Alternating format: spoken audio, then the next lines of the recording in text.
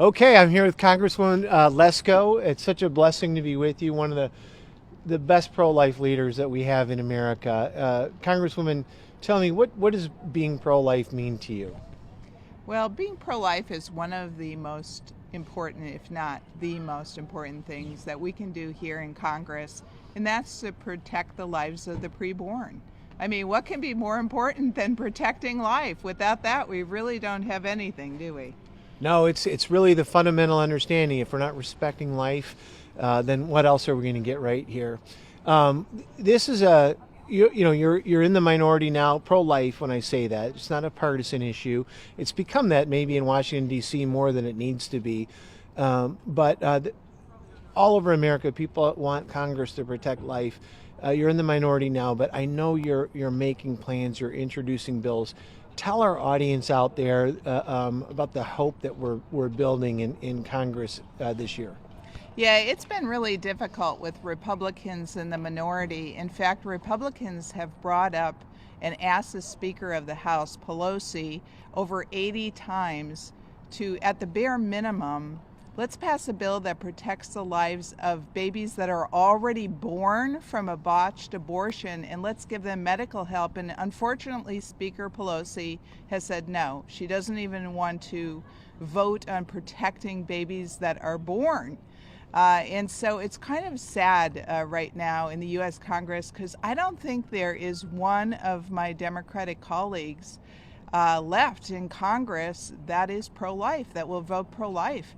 They got rid of them in the primaries. Wow. And so now, I guess Republicans, what we can do is stand up and be loud, but when we take back the majority, we're certainly going to be pushing pro-life legislation, and we'll see what President Biden does with it, if he'll sign it or not, and then we'll see how values his Catholic religion is, I guess. Because Yeah. that's the thing is, I don't care what religion people are, but when they brag about it, I mean, one of the tenets of the Catholic Church is to protect life. And so that always puzzles me. Yeah. But I want to share with you, today is a great day, because I was speaking on the floor of the U.S. House of Representatives defending life today.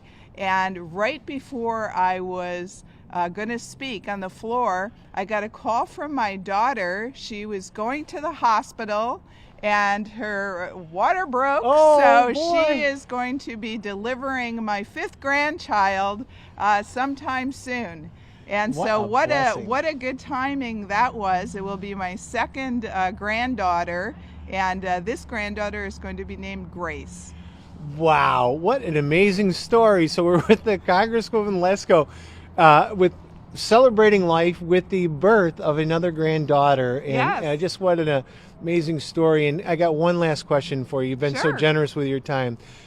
2022 is the year where many of us believe legal observers, right, left, doesn't matter. Roe versus Wade is at some level going away in America. Share your hope for America of what we can have is what we're calling after Roe. What the type of America we can have.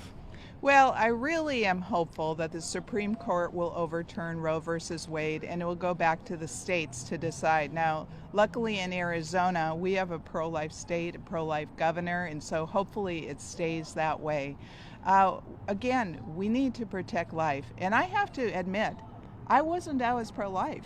Years ago, I was pro-choice, but I was lied to, and I think millions of Americans have been lied to. I remember specifically being told, it's just a clump of tissues, it's just like a little tadpole, it's nothing, right? Mm-hmm. But then when you see the ultrasounds, and you see the little fingers, and the little toes, and the head, it's a human, okay? Right. They're lying. The science They're has borne lying. that out. And you're right that the science has evolved through the decades, but unmistakably now we know that it's a baby. It is a baby, and it deserves to live. And it's always interesting to me when we have some of my Democratic colleagues and liberal organizations that come down here and march in the Capitol, and they say they're for women's rights, human rights, protect the health between the doctor and the woman, but yet they're all for vaccination mandates at the same time. It's a little bit of hypocrisy, if you ask me. They need to be more for baby Grace. Yes, Maybe yes. in fighting her right to life and I agree. welcoming her into the world. Well, I'm just so grateful that you've taken the time to share with our audience at Family Policy Alliance. So many of our audience are just huge fans of you, and we know that you're one of our greatest champions. And thank you so much for all you're doing to advance life in America today, Congresswoman. Well, thank you for what you're doing, and for all of your viewers and listeners.